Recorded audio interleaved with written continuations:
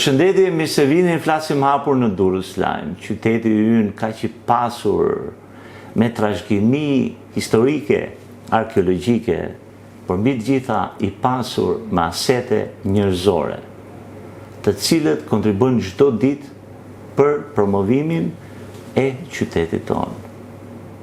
E ftuara sot është profesoresh e asociuar doktoresh Brekena Shkodra.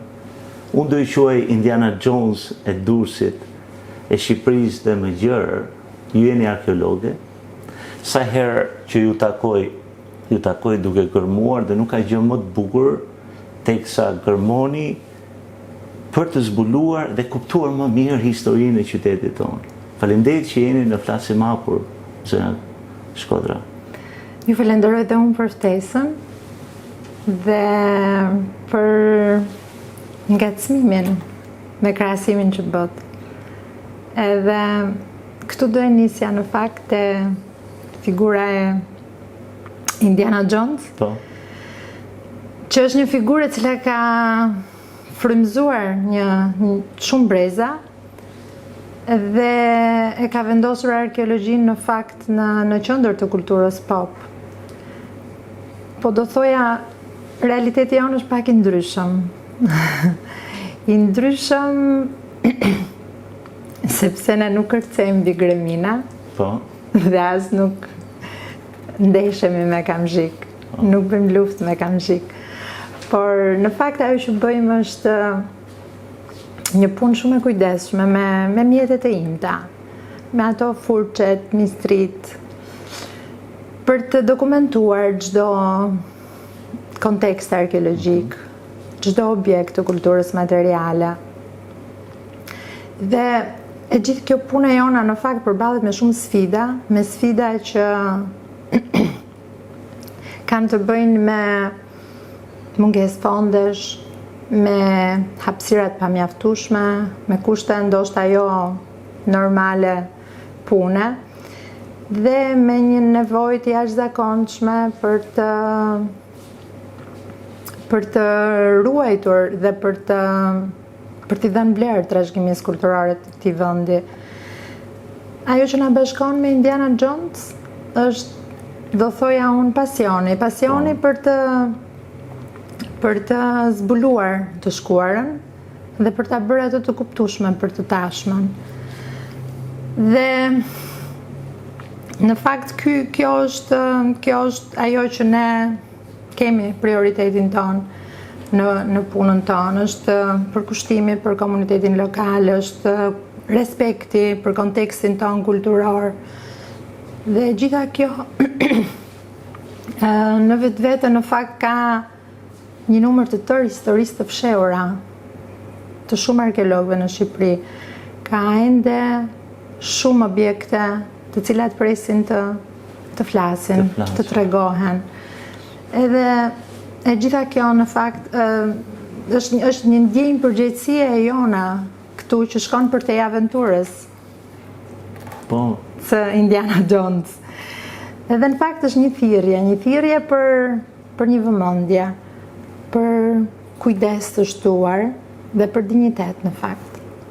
Kjo është shumë e bukur, sepse ka shumë objekte që po presin për mira vitesh të flasin sot. Kjo është shumë e bukur, zëna Shkodra. Nga ju lindi ky pasion? Sepse ju kam parë në moment sa për kështë rënë dhe shi, ishte balt, ju me çizme të kapelën tuaj, pra nga ju lindi ky pasion për arkeologjinë? Po, nuk është se ka një lidhje trashëgimie në këtë, por është thjesht pasioni im i brendshëm, është thjesht dëshira ime për të njohur të shkuarën e vendit tim, për të kontribuar në këtë. Është pasion, është ndjenjë qytetarie, përkushtim. Janë gjitha këto elemente që janë pjesë përbërëse e karakterit tim, dhe duke qenë edhe natyrë kurioze dhe dhënë mbas të panjohurës, janë këto elementet që më shtyn të jap një kontribut timin në këto në fakt aset shumë të rëndësishëm të identitetit kombëtar.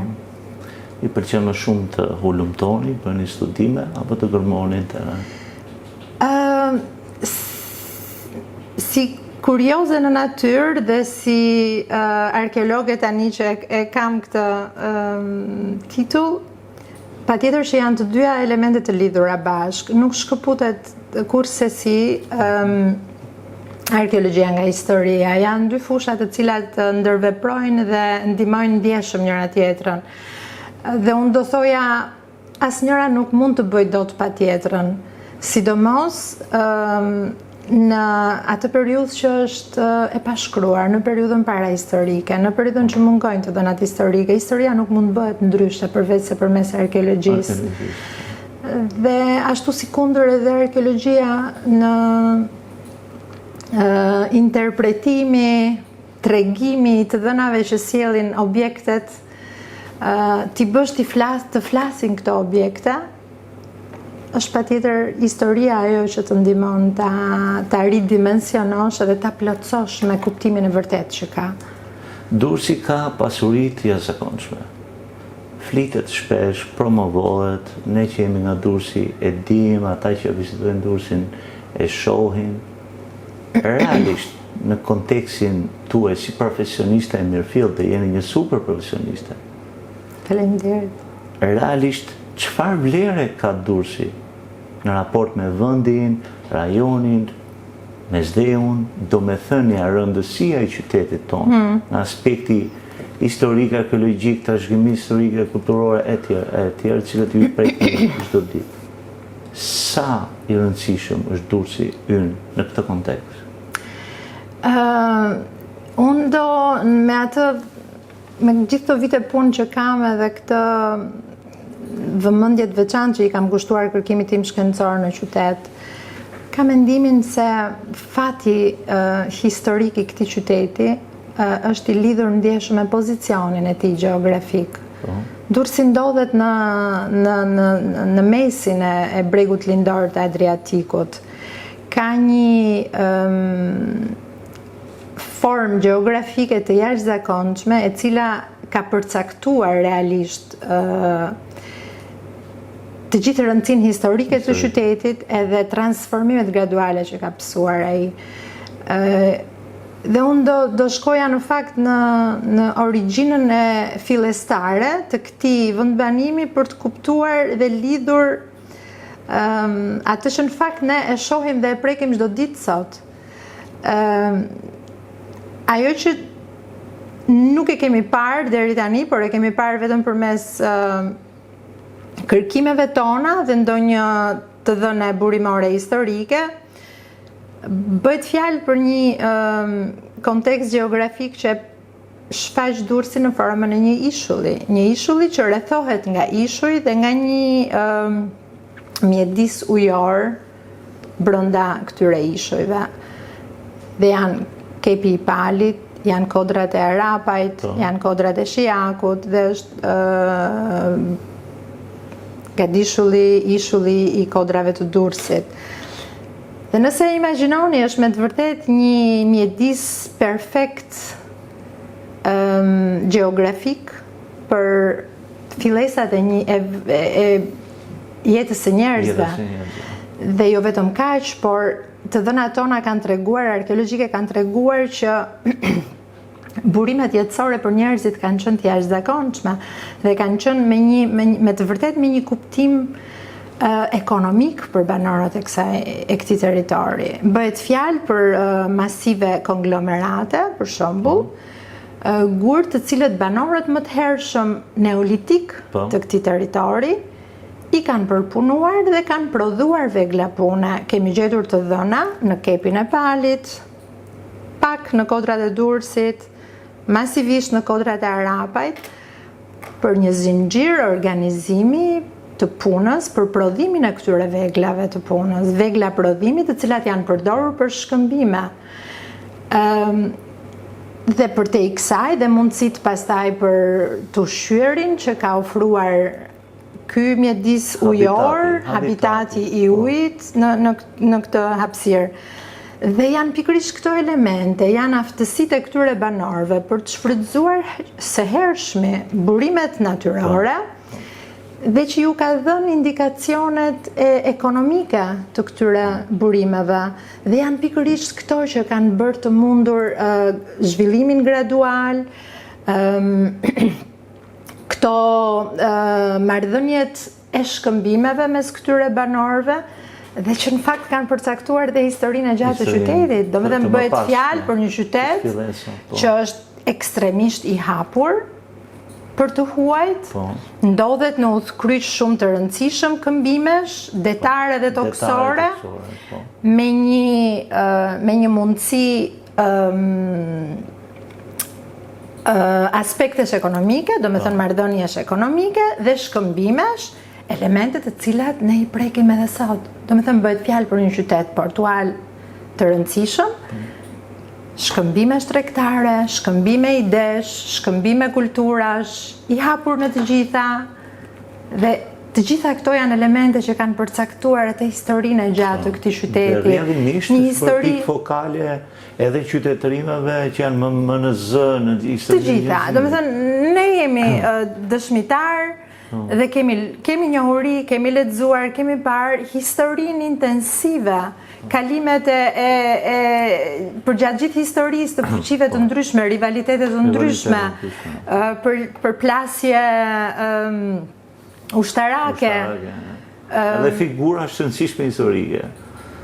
Cesari, Pompeji, të gjitha këto, kryeqendër e provincave të rëndësishme, qoftë asaj romake, bizantine, do me thënë një pikë strategjike e rëndësishme në bregun e Adriatikut.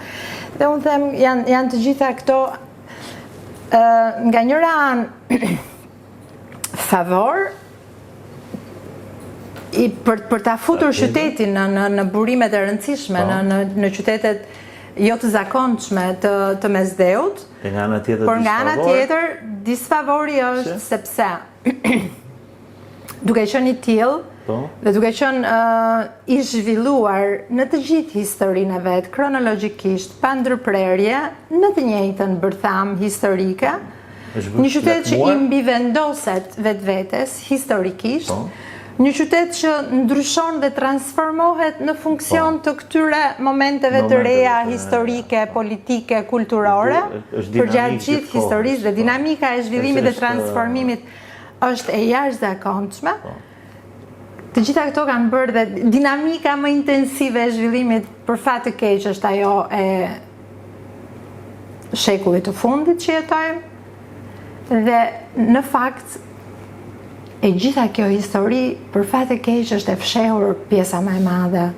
E fshehur mbi atë që ne shohim të gjithë sot. Ajo që shohim sot është një zhvillim modern që mbasi qyteti nuk mund ta shmangte dot për shkak pikërisht të këtij pozicioni të rëndësishëm, gjeografik, strategjik, që e ka bërë këtë zhvillim dhe këtë mbivendosje. Çfarë përplasje epokash tragjike. Nga taverna e Adriatikut në thjesht një qytet. Qytetin portual më të rëndësishëm të Shqipërisë sot. Po, ju po buzëqeshim, por besoj se kuptohemi për çfarë po flasim. Por sërish dal tek ajo fjalia juaj që është shumë bukur. Ka akoma që presin të flasin në nën tokë. Sa rëndësishme ishte gjetja ose zbulimi i vilës, mozaikve, dhe ka dhe pishina, tek ai që njohin tek zbulimi tek shkolla Gjegjë Kastrioti në Durrës. Po, në fakt ajo është një nga ato shembujt e rrallë që po shohim dekadat e fundit, në fakt gërmime masive, intensive në qytet. Pas gërmimeve që u bën te ish lulisht e 1 maj, ky është praktikisht gërmimi i dytë i madh dhe në fakt për të kuptuar funksionin edhe rolin e një gjetje arkeologjike është i rëndësishëm gërmimi i përmasave të mëdha, sepse gërmimet e vogla nuk t'japin mundësinë për të kuptuar të përgjithshme në anës funksionale. Kështu që në këtë kuptim ai gërmim është i rëndësishëm, sepse dha mundësinë të kuptohej me çfarë kemi të bëjmë dhe sa e rëndësishëm është ai gërmim në pozicionin që ka dhe në kronologjinë dhe këtë transformimin diakronik të qytetit.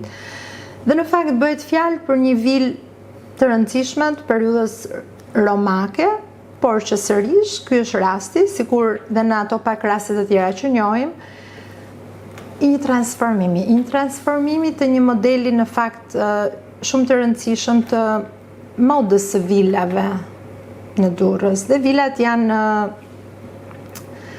struktura rezidenciale dhe politike për aristokratë të rëndësishëm të qytetit.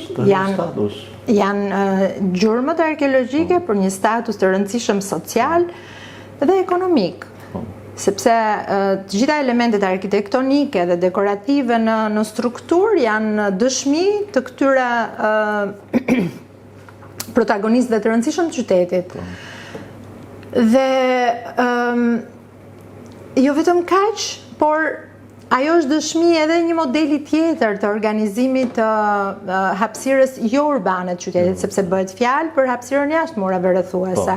Dhe ky është një shembull, përveç shembujve që njohim më herët, që janë vila në Pallatin e Sportit, e cila nuk është e vizitueshme, dhe janë një seri gjurmësh të tjera vilash, të cilat njëjtë jashtë murit rrethues. Jashtë murit rrethues, sepse është zona më e qetë dhe më e çlirët nga ndërtimet intensive publike. Paralelisht me jetën e sotme janë ato vilat që ndërtohen në periferi të qyteteve që janë bërë dhe si trend. Eksaktësisht, po. Dhe do të thënë ky është një model i një qytetarie i banorëve të pasur të qytetit, të cilët kishin luksin të jetonin në kushte dinjitoze, dhe nga ana tjetër fakti që ne gjejmë gjurmë që këto struktura kanë mbijetuar deri në shekullin e 6, të paktën deri në fillimin e shekullit të 6, tregon për një mirëmbajtje të njëjtit model, por natyrisht me transformimet e veta. Dhe transformimet, dhe përsëri gjurmët e kësaj vile, transformimi është pikërisht në ridimensionimin e funksioneve të këtyre vilave. Pra duke shkuar në shekujt 4, 5 dhe 6, këto struktura nuk janë thjesht vetëm hapësira banimi për aristokratët dhe individ elitar të qytetit, por nga ana tjetër plotësohen edhe me struktura të mëtejshme, siç janë punishtet e prodhimit, artizanati, dhe këto janë gjurmët të cilat e shumë fishojnë funksionin e këtyre hapësirave dhe tregojnë modelet e transformimit të një qyteti që është gjithmonë në zhvillim dhe transformim. Po në lidhje me një mozaik, cilën do e përmend tani, por më parë le themi Durrësi dhe Shqipëria një kryesisht Bukuroshën e Durrësit si mozaik. Por në Durrës ka dhe një mozaik tjetër që është mozaiku i Orfeut. Personalisht më pëlqen jashtëzakonisht shumë. Dhe nuk do lija kurse si pa përmendur në këtë intervistë me Indiana Jonesin e Durrësit. Përse është lënë harres, ti që ka diçka për plasje, shpron private, shteti, po është një mozaik i jashtëzakonshëm. Po, edhe jemi në vazhdën e asaj që sapo folëm. Në fakt ai është një mozaik që përsëri është pjesë e njërës prej këtyre vilave që ndodhen në suburbiumin e qytetit, por në pjesën veriore të tij. Dhe e njohim si dëshmi që prej viteve 90, Mojko Mzegjo e ka zbuluar gjatë gërmimit në një banesë private që është në lagjen veriore të qytetit. Dhe është i jashtëzakonshëm. Domethënë vlera e atij mozaiku qoftë nga ikonografia që paraqet dhe cilësia shumë ngjyrshe e realizimit dhe cilësia teknike e realizimit, flasim për një nga ato vila të një personazhi të rëndësishëm të qytetit. Por është një nga ato gjërat që ende nuk e ka bërë historinë e vet mjaftueshëm. sepse njihen vetëm elementet e mozaikut dhe detajet të mëtejshme, jo, por gërmimi patjetër që do të zbulonte të dhënat mëtejshme mbase edhe për identitetin e personazhit që e ka ndërtuar dhe ka përdorur atë për detajet të mëtejshme arkitektonike të saj, për të njohur përmasa dhe detaje që ne na interesojnë në këtë kuptim. Çfarë atraksioni turistik do ishte për Durrësin? Dhe është e vërtet që ajo është në pjesë përbërëse e një banese private, e cila është e pabanuar në fakt, sepse banorët di që nuk jetojnë aty aktualisht. Ka përpjekje. Së pari, Ministria e Kulturës e ka njohur si një monument kulture të kategorisë parë në vitin 2010 dhe di që ka përpjekje për ta shtetëzuar. Ka përpjekje dhe private të kolegëve të mi, për shembull, për të ngacmuar vëmendjen e diasporës tonë shqiptare në Amerikë për të investuar. Cilët e duan qytetin dhe duan të kontribuojnë për mirëmbajtjen dhe ekspozimin dhe gërmimin e mëtejshëm. Është vlerë e zakonshme. Dhe është e domosdoshme. Domethënë, qyteti i Durrësit ka të paktën 15 mozaik dhe për fatin e keq tonë ne nuk kemi mozaik të vizitueshëm përveç mozaikut të amfiteatrit. Domethënë, një qytet kaq i pasur me gjurmë cilësore arkeologjike, ato janë të padukshme. Dhe në kushtet aktuale tashmë është detyra e institucioneve të trashëgimisë kulturore, institucioneve që qoftë atyre që merren me studimin e këtyre vlerave arkeologjike, por edhe institucioneve që merren me promovimin e vlerave arkeologjike.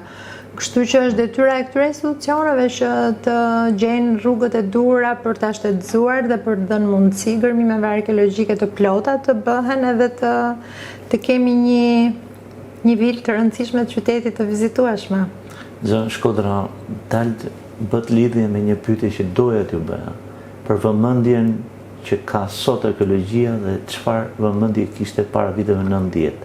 Këtë ju a bëj pyetje ju për shkak se duhet të lidhë me një kujtim timin. Disa kujtime të mia. Unë banoj në lagjën 5 në Durrës dhe nuk e mbaj mend sa vjeç isha, por unë kam parë vazhdimisht arkeolog në atë kohë, në fillim viteve 80. Kam parë u zbuluar një shqipojnë, u zbuluar një mozaik dhe ky ishte ngaspimi i parë me historinë se sa bukur mu duk, arkeologjia dhe historia. Ndërkohë kënaqem kur i shoh ju apo kolegët tuaj ditët e sotme, që dje, për shembull, pash një grup arkeologësh tek amfiteatri i Durrësit, por në tërësi vëmendja e arkeologjisë pas viteve 90 është njësoj si para viteve 90 apo ka një diferencë të madhe vëmendje? Edhe në këtë rast do thoja që përsëri janë fatet historike të këtij qyteti të cilat kanë përcaktuar edhe realitetin që jemi sot. Historia e Shqipërisë së para viteve 90 është dominuar ndjeshëm nga një drejtim, nga një qeverisje me ideologji të caktuar. Dhe në misionin prioritar të asaj periudhe, natyrisht ka qenë nevoja e zbulimit të parahistorisë, etnogeneza e lire, dhe është investuar ndjeshëm. Kjo ka qenë një gjë shumë e mirë në gjykimin tim, sepse është punuar intensivisht dhe ka pasur angazhim serioz dhe shumë të ndjeshëm në këtë drejtim. Dhe është pikërisht ajo periudhë që këtij qyteti, po mbetemi te Durrësi, i dha këto që ka vizibël sot. I ka dhuruar eksaktësisht muret rrethuese, amfiteatrin, forumin rrethor, termat romake, janë të tëra, të vetmet, monumente arkeologjike të cilat janë të vizitueshme, dhe është ai muze arkeologjik që është sot, i cili eksaktësisht ekspozon të njëjtat objekte, të njëjtën kulturë materiale që është zbuluar përgjatë gjithë asaj periudhe me drejtimin brillant të Vangel Toçit dhe natyrisht të kolegëve të tjerë që kanë qenë të angazhuar si pjesë e Institutit Arkeologjisë këtu. Dhe pastaj fillon ideologjia tjetër. Qasjet e kësaj periudhe në fakt janë të ndryshme. Domethënë vim në një periudhë ndryshimesh të jashtëzakonshme, kaotike nga njëra anë, por nga ana tjetër edhe me mundësi të reja për arkeologët shqiptarë, për brezin e arkeologëve ku bëj pjesë edhe unë. Domethënë jemi në një periudhë që na janë ofruar mundësitë në një botë globaliste, si kjo e sotmja, kur institucione botërore, ndërkombëtare, na kanë ofruar mundësinë të kualifikohemi. Të kemi mundësinë të punojmë në bibliotekat të mira ndërkombëtare. Sepse që ju folët më parë janë të pashmangshme, ju keni referenca akademike edhe në institucione ndërkombëtare që më parë nuk ishin. Dhe kjo është bërë në emër të kualifikimit të shkencëtarëve të rinj në mbrojtje të një kulture dhe qytetërimi botëror. Domethënë nuk është parë ngushtësisht shqiptar apo italian apo gjerman, është parë me vizionin globalist të atyre institucioneve që e vlerësojnë kërkimin shkencor, duke na dhënë mundësinë të kualifikohemi dhe të arrijmë standarde bashkëkohore në drejtim të kërkimit shkencor. Por nga ana tjetër, me keqardhje, unë dhe të gjithë ne në fakt, sepse të gjithë jetojmë në këtë qytet dhe shohim. Jemi në një realitet që në gjithë këto 30 vite, me gjithë intensitetin e jashtëzakonshëm të ndërhyrjeve zhvillimore, nuk i kemi dhuruar qytetit asnjë aset të ri trashëgimisë kulturore.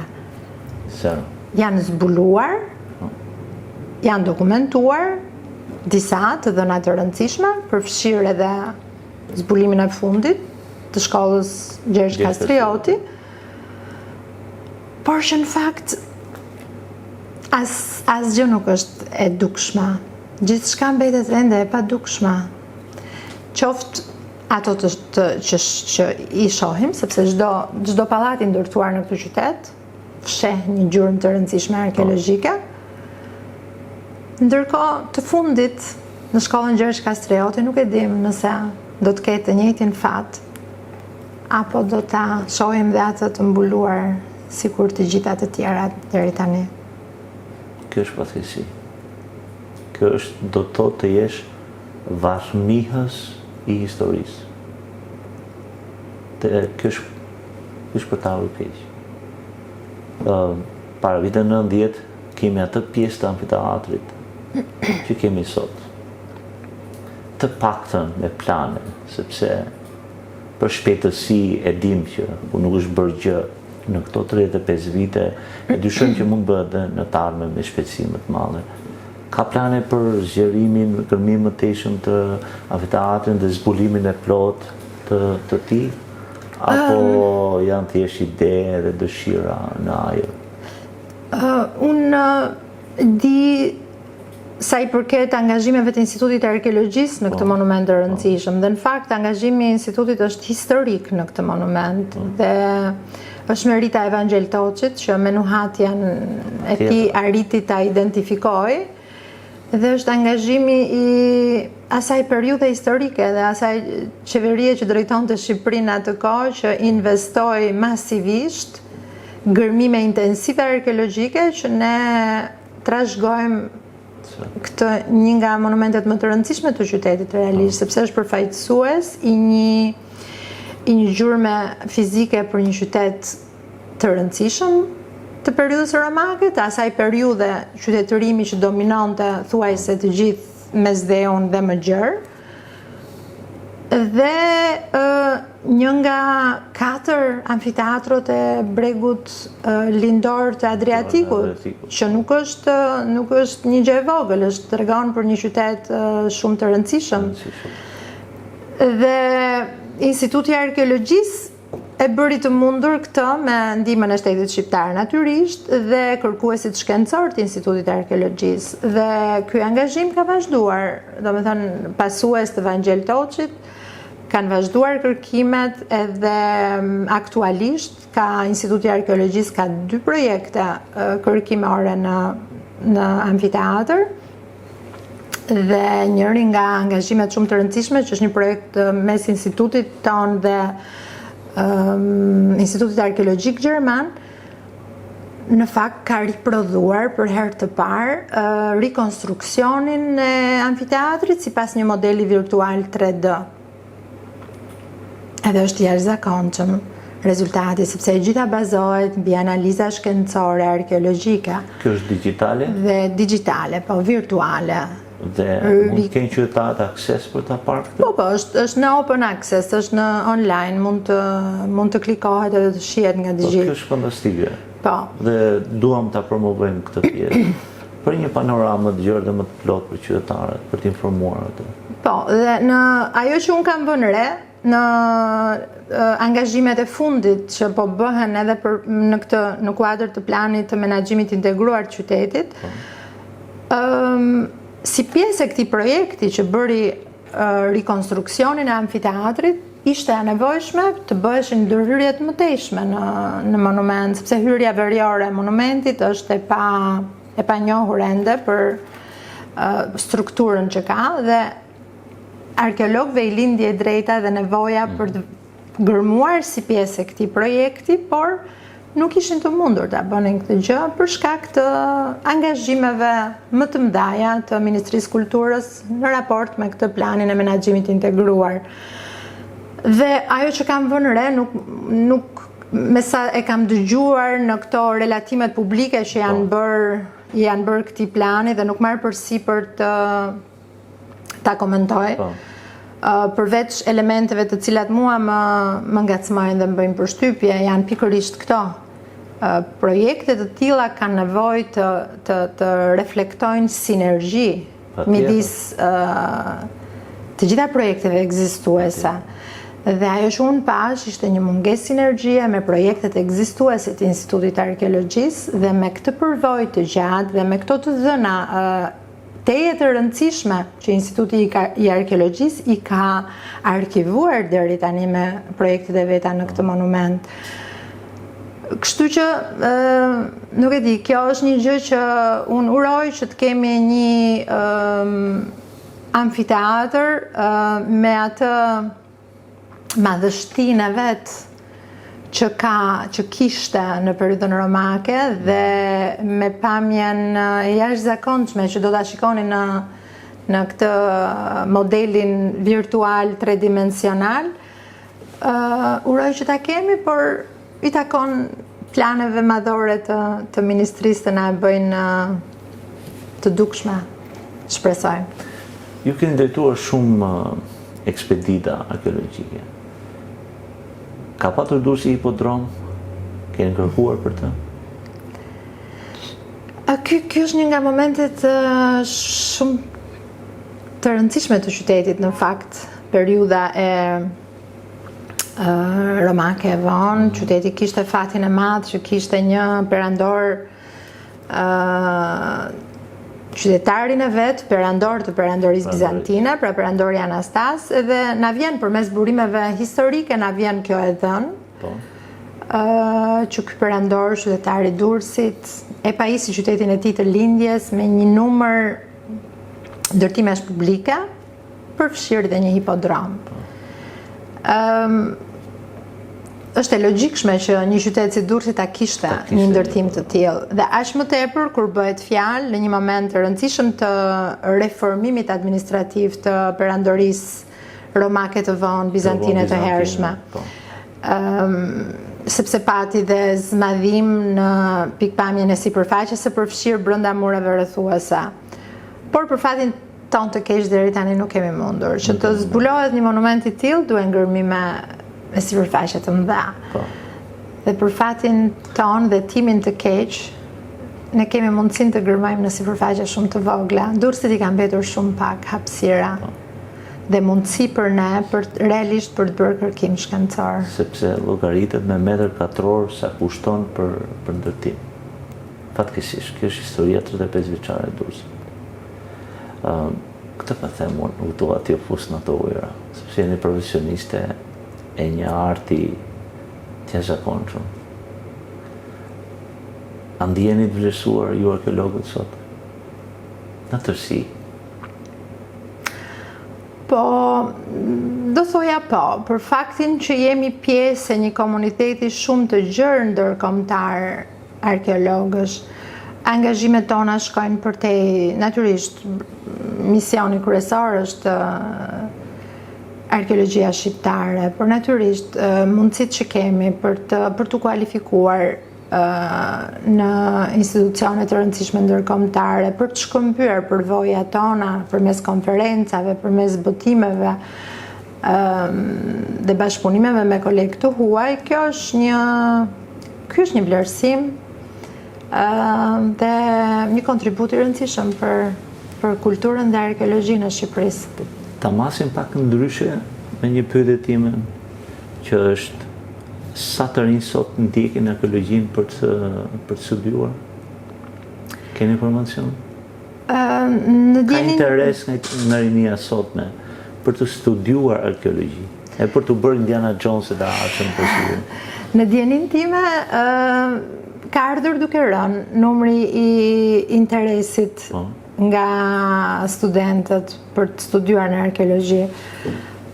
Po dëshira dhe thirrja ime do ishte në fakt ndryshe, do të ishte që Shqipëria është një mjedis me shumë potencial arkeologjik, që nga vendbanimet prehistorike, që territori i Korçës është i pasur në këtë drejtim përveç të tjerave, qytete antike të rëndësishme si Tursi, Apollonia, Bylisi, Butrinti. Domethënë ka ende shumë që pret të zbulohet, pret të tregohet. Dhe në fakt arkeologjia nuk është thjesht dhe vetëm ngërmimi arkeologjik, nuk është vetëm arkeologji, nuk është vetëm histori. Është edhe antropologji, është edhe konservim, është edhe teknologji, është edhe analiza laboratorike, domethënë këto japin mundësi studentëve që edhe studentëve që janë të prirur për shkencat natyrore apo për teknologjinë, të bëhen pjesë edhe të kontribojnë, se në fund është detyrë qytetare, është kënaqësi të kontribosh për vendin tënd. Dhe ky vend ka ende shumë nevojë, sidomos arkeologjia ka ende nevojë për kontributin e të rinjve. Dhe jo vetëm, po edhe publiku. Domethënë angazhimi jon i përhershëm në gërmimet në terren, kemi dashur gjithmonë të jemi prezent, të tregojmë se ky është një element i rëndësishëm i identitetit tonë kombëtar dhe duhet ta duan të gjithë, duhet të vëjdisohen me këtë dëshirë, duhet të bëhemi të gjithë nga pak mbrojtës të këtyre të dhënave të pakta që na kanë ngelur, sidomos në Durrës arkeologjike. Edhe, domethënë kjo është thirrja ime. Ka shumë mundësi ende arkeologjia ka nevojë për të rinjtë dhe angazhimin e tyre.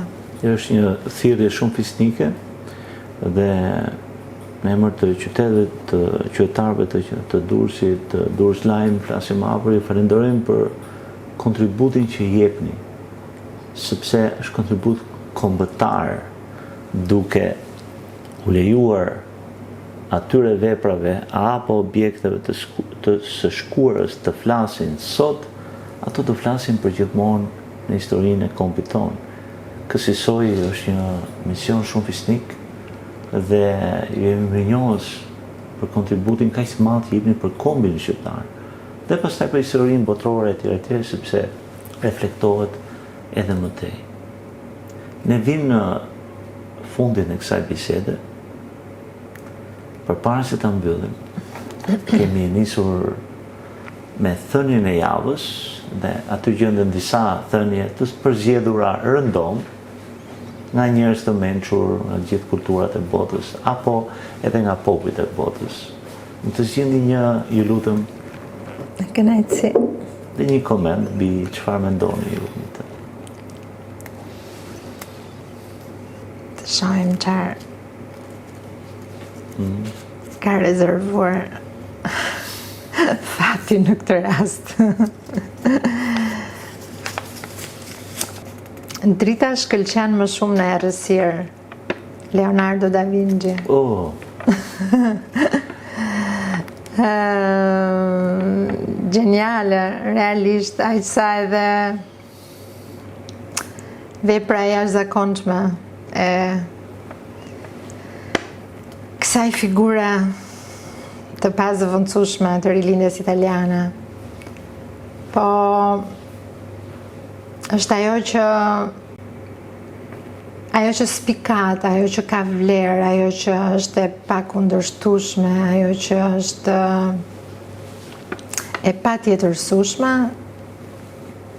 edhe në errësirë është e ndjeshme, është e dukshme, është e lexueshme. Kështu ky është një mesazh i jashtëzakonshëm në gjykimin tim.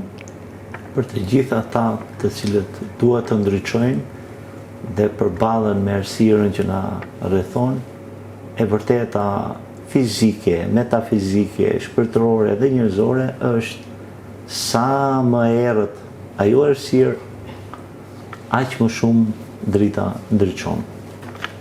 Kësaj lidh dhe me punën tuaj, me përgjegjësitë që ju hasni, vazhdoni dhe ndriçoni pavarësisht errësirës në cilët ndodhim të gjithë ne në fushat tona caktuara. Le të ndriçojmë sa më shumë. Faleminderit. Faleminderit që ishit në Flasim Hapur. Ju mi presim sërish, uroj me zbulime të reja, me gjëra të bukura për qytetin tonë. Patjetër, pse jo.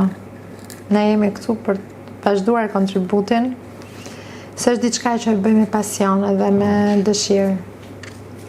Faleminderit dhe juve për mundësinë që jepni me këtë dritare të rëndësishme për qytetin e Durrësit. Ju falenderoj. Faleminderit që na ndoqët, në u takofshim në episodin e radhës.